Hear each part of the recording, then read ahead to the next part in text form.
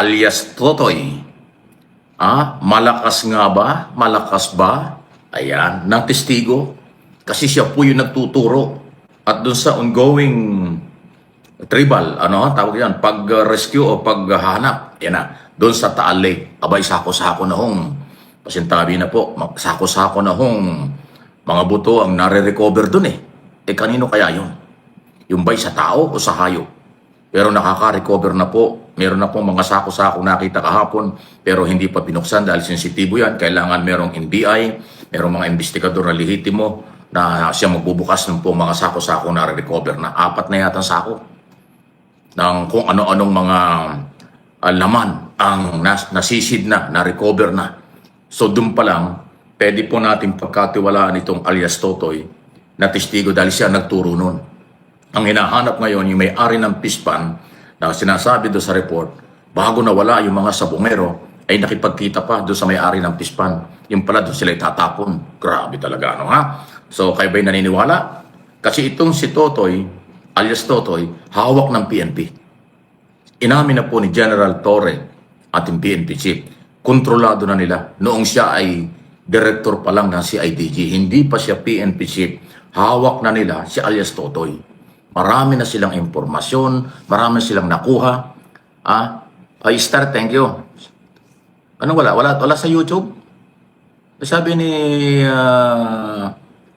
Estrelita, wala to tayo sa YouTube. Wala ba? Ano meron? Meron naman Bakit kaya? Kanina. Ngayon siguro okay na. Okay na ba yung okay na ba tayo? Alam ba kasi marami nang nanonood. Salamat Star. Sabi ni Star, wala daw sa YouTube. Bakit ano nangyari? Anyway, kumisan ho kasi mayroon tayong problema dyan sa kung ano man technical ay hindi natin control. Okay po. Ayan, sige. Sabi na ni Roy, okay naman. Nasaan na tayo? Nawala tayo tuloy. Ang sinasabi po ni General Torre, kaya nakarating kay Pangulong Marcos ang lahat ng initial na impormasyon at kung bakit nag-utos ang Pangulo na imbestigahan, papanagutin ang kahit sino. Kasi napakarami pong sinabi nitong alias Totoy mula pa ho noong director ng CIDG Criminal Investigation Detective Group, si General Torre bago naging PNP chief. Kaya ngayon alam na nila. Yan ang basihan kung bakit gumalaw ang NBI, DOJ, DILG, buong gobyerno, kasama na ang Coast Guard na ngayon nagsisumisisid na ho dyan sa Taal Lake. At nakakuha ng mga impormasyon. At yung sako-sako, magiging pagpapatunay po yan. Kung yan ang talagang magiging testigo, magiging star witness, delikado na po yung mga napangalanan na posibleng may kinalaman. Posibleng may kinalaman. Although nagdidinay, wala namang aanin yan kasi, 100 buhay Mahigit na 100 tao. Buhay ang nawala. Extrajudicial killing yan. Human rights violation. Murder, kulong talaga habang buhay ang mapapatunayan dyan. Kaya kung sino man ang lumalabas na mga suspect na may kinalaman, walang aamin yan. Gagawa ng lahat ng paraan para hindi sila makaamin at hindi sila maipit. Pero kung itong alias Totoy ay talagang magiging star witness, kapanipaniwala, ang kanyang mga sinasabi, matindi. Alias Totoy, malakas na ba? Malakas bang testigo ng pamahalaan laban sa mga mastermind o may kinalaman?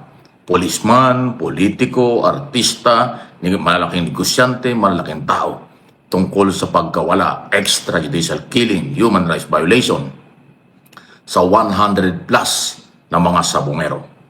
At ngayon nga po ang development, sako-sako na mga naglalaman ng mga buto raw, hindi malaman kung tao o kung hayop ang na-recover na sa pangalawang araw na operasyon ng Coast Guard sa Taal Lake na kanilang sinisisid. Pasintabi na po sa nag-aalmusal.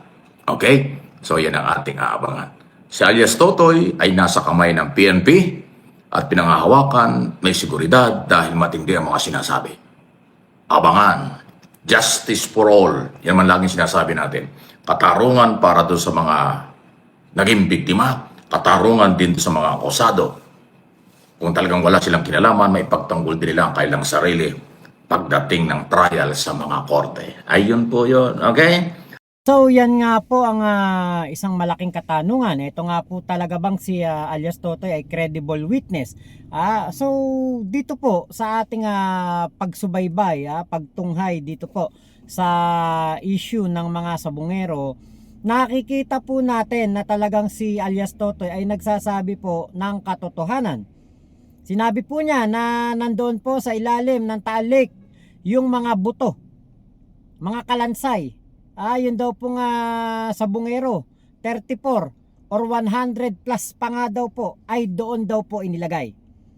So big check na kagad yun. Nandoon na nga talaga. Nakita na po, meron pong 5 sako na naiahon ang ating Coast Guard, Navy, PNP. Dito po sa paghahanap po sa mga sabungero, meron na po silang 5 sako na nakuha. Yung nauna, yung unang araw na meron pong nakuha na isang sako, yun pong parang sunog, yun po ay pag-aaralan pa kung yun po ay sa mga sabungero.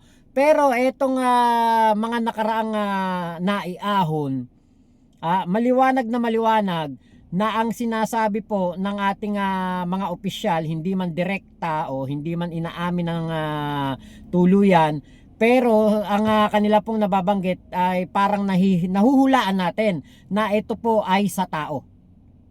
Hindi naman ilalagay sa body bag yung mga nakuha po na kalansay kung hindi po yon sa tao. So malakas ang ating kutob na ito po ay sa tao. Kaya nga po nung time na nakikita natin yan, na ginagawa nga po at meron nga pong nakukuha, totoo talaga ang sinasabi ni alias Totoy, nagkakaroon na tayo ng tiwala kay Totoy at nagkakakumpiyansa na tayo. At ang isa po na magandang magagawa ni alias Totoy, sa Lunes, ay pupunta na daw po siya ng Napolcom at siya daw po ay magsasampa na ng kanyang reklamo laban sa 15 na PNP na kanya po nga sinasangkot dito po sa nangyari sa mga sabungero. Alam nyo, parang parang kunwari makaharap ko yung 15 na yun, tatakot ako. Parang hindi ko po sila kayang lapitan, puntahan, kausapin. Parang nakakatakot po sila kasi ganun nga po ang ginawa nila dun sa mga sabungero, 'di ba? Parang ay nako talaga, parang matatanong mo sila, tao pa po ba kayo? Saan po kayo kumukuha ng lakas ng loob, ng tapang para po gawin yung mga ganung bagay, 'di ba? Siguro talagang talagang malaking halaga po ang katumbas nun. Kung sabi 500,000 daw kada isa.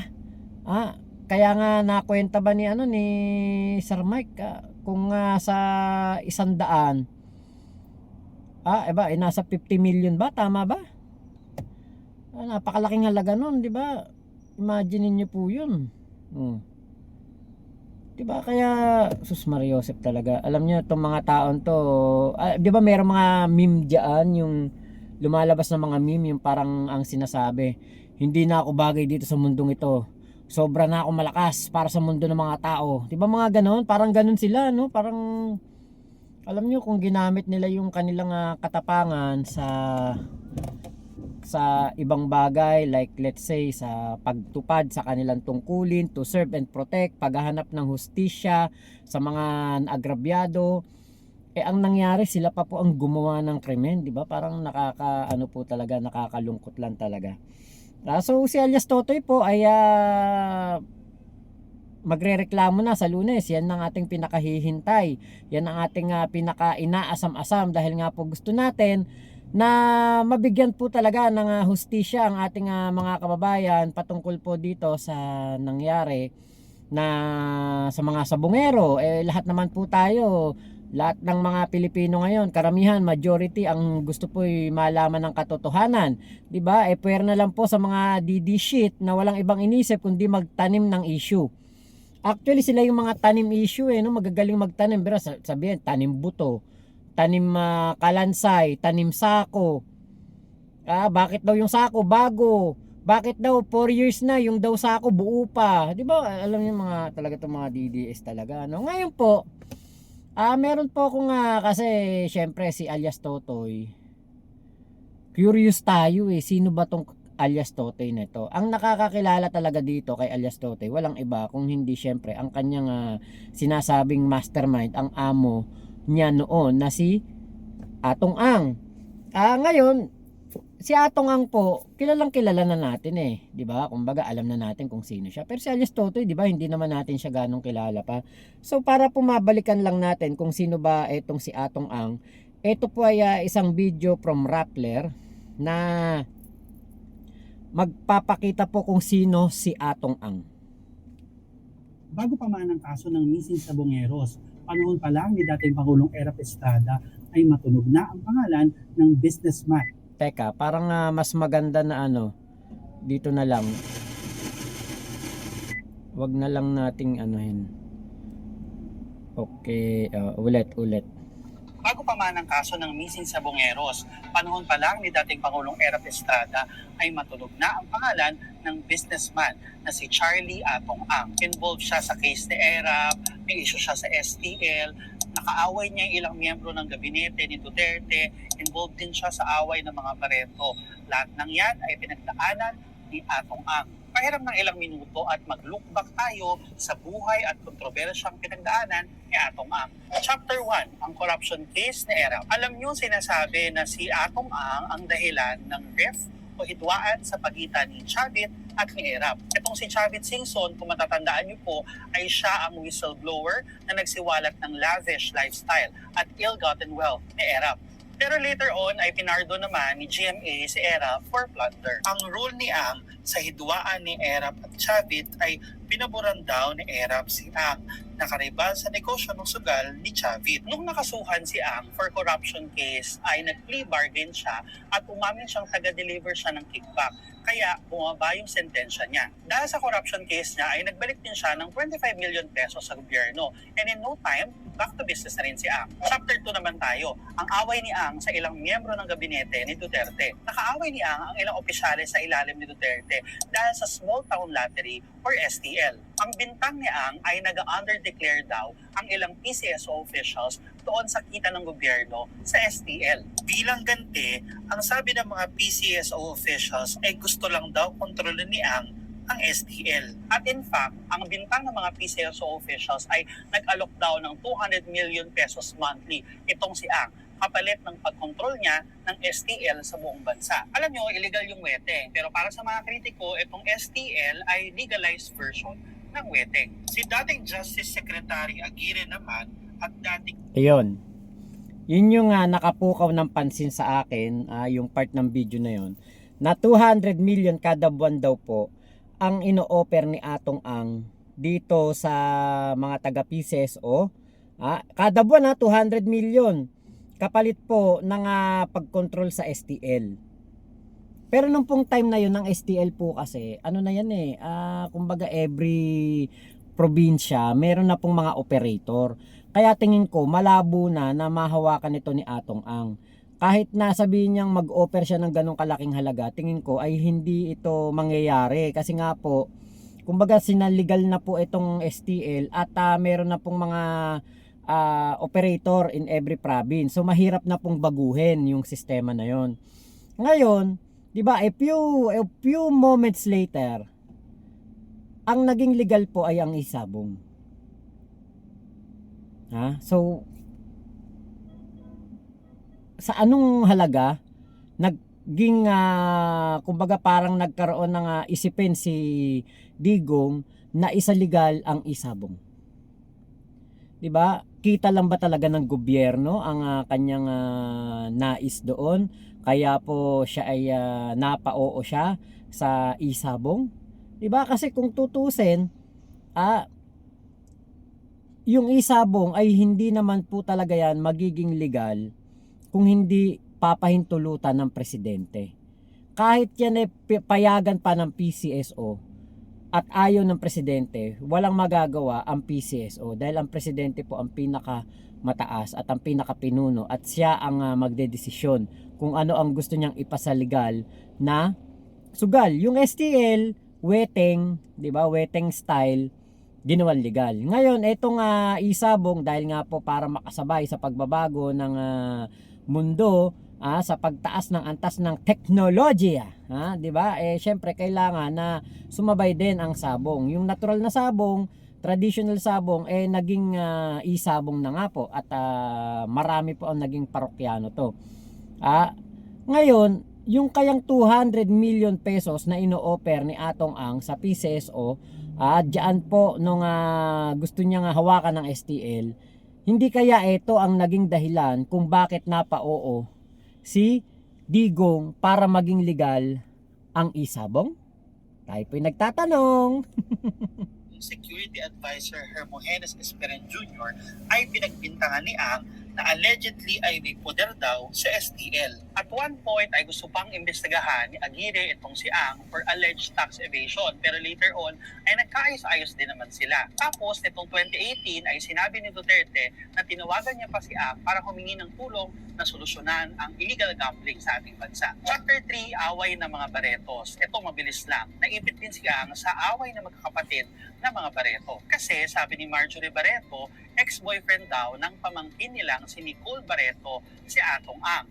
Pero si Atong Ang at Gretchen Barreto ay cozy-cozy sa isa't isa. Tapos one time itong si Marjorie Barreto ay nag-post sa kanyang Instagram na may powerful boyfriend daw ang kanyang kapatid na si Gretchen. But she's not referring daw to Tony Boy Cuangco, ang long-time partner ni Gretchen. Relevant itong detail na to kasi nga yung isa sa mga akusado, si Julie Dondon Patidongan, ay idinadamay si Gretchen. Ayan dinadamay si Gretchen Barreto, 'di ba, ni Julie Dondon Patidongan. Hindi kasi maalis na mabanggit si Gretchen Barreto kasi nga po, 'di ba, nakita natin yung partnership ni Boss Atong Ang at ni Gretchen Barreto. Nakita natin 'di ba? Nagbibitaw ng manok si Gretchen. Dumarating na eto nga si Gretchen, parang nagyo-yoga. Dumarating si Atong Ang, 'di ba? Tapos abay sa kasal, o ano ba tawag doon, yung ninong at ninang ba sila sa kasal ng isang kanilang siguro mga kaibigan. Tapos meron ding pagkakataon na parang na-issue sila sa eroplano, yung nakatulog ba si Gretchen sa sa dito sa tabi ni ni Atong Ang, 'di ba? So hindi talaga maaalis na kumbaga mapag-connect etong si Atong Ang at etong si Gretchen. 'Di ba? Kaya po tayo, kumbaga parang tayo naman kumbaga parang lang naman natin 'yan, naiisip lang naman natin na baka nga may katotohanan yung sinasabi ni alias Totoy, kasi nga po katulad noon, nagmatch yung mga nakuhang mga sako doon sa pahayag ni alias Totoy. Pero katulad nga ng sabi ni Manong Chavit Singson, walang kinalaman etong si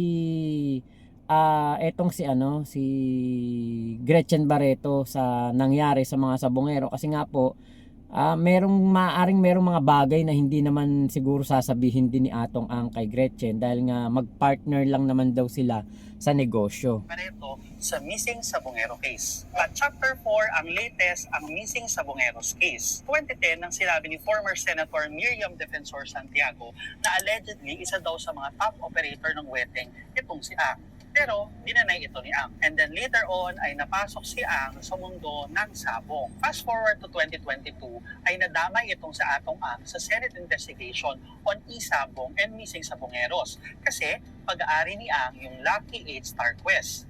Ito yung operator ng mga arena kung saan huling nakita yung ilang nawawalang sabongero. Tapos itong ang mga tauhan ni Ang sa Lucky 8 Star Quest, itong sila Julie Dondon Patidongan ay nakasuhan for kidnapping and serious illegal detention para sa pagkawala ng 6 na sabongero from Rizal. Ngayon, itong si Dondon Patidongan na former trusted man ni Ang nag-i-implicate sa kanya ngayon na alleged mastermind sa missing sabongero case. In addition lang, nung natapos yung Senate hearings on missing sabongeros and e-sabong ay nirecommend ng panel na ipagpatuloy ng PNP at NBI ang investigasyon doon sa Lucky 8 Star Quest at maging kay Ang.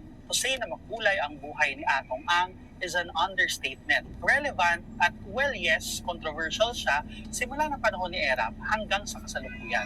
If interested kayo sa buong profile ni Atong Ang, ay may article version. 'Di ba? Talagang talagang si Atong Ang kilalang kilala 'di ba? Kahit nga sa kanta ni Flo G, parang talisayin kong tandang, kaya ako'y paborito ni Atong ang, di ba? Kay Flo G, di ba? Pati kay Flo G ay nabanggit yan ni ano ni Flo G si Atong ang sa kanta niya. Talagang popular si Atong ang. Kaya po ngayon, 'di ba, ngayon sa kontrobersya na kanilang kinakaharap at posible na baka po may mga kaso na maharap na itong si Atong ang patungkol dito sa mga sabungero. 'Di ba? Justice for all po talaga itong ating inaabangan. Kung totoo man ang sinasabi ni Atong ang na wala siyang kinalaman, 'di ba? Tama lamang na siya po ay ma-acquit at hindi po maparusahan. Kung totoo naman na mayroon siyang kasalanan, 'di ba? Hindi po pwede na kahit na ikay popular o ikaw ay kilalang tao, ikaw ay makakaligtas dito sa mga kaso na pwedeng ihabla sa iyo. At ito naman po dito kaya Julie Patidongan, dahil nga po kumbaga parang nakaka 1 point na si Julie Patidongan dahil nga po tumugma ang kanyang sinabi na mayroon pong mga nakalagay doon sa ilalim ng Taal Lake at meron nga pong nakuha na, 5 na yung nakuha, 'di ba? Yan lamang ay pagpapatunay na meron nga ding talagang alam itong si Julie Patidongan at sana nga talaga, 'di ba, ay malaman natin kung ano talaga ang katotohanan at yan po ay nakasalalay sa gagawing pagtatrial patungkol po dito sa kaso ng mga sabungero. 'Di ba? Sana lang talaga hindi po maglaho na parang bula ang mga tao na ito na katulad nga ni Julie Patidongan na magsasampa na ng demanda ngayong Lunes. Sana hindi siya maglaho o hindi na siya mawala at panindigan niya ang lahat ng kanyang inumpisahan. At sana rin sila Atong Ang, sila Gretchen at yung iba pa po na mga sinasangkot ni alias Totoy, 'di ba? Sana po ay harapin nila ito, sagutin nila to at sila na may mga akusado pa lang naman, mga inosente pa naman sila.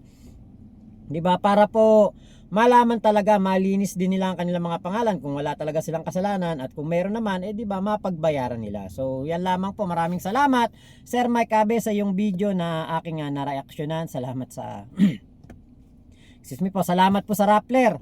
Sa kanilang video din na presentation patungkol sa kung sino si Atong Ang. Thank you po sa inyong lahat. Mama Chup Chup. Love you, love you. God bless us all, Pilipinas. God first. Salamat po.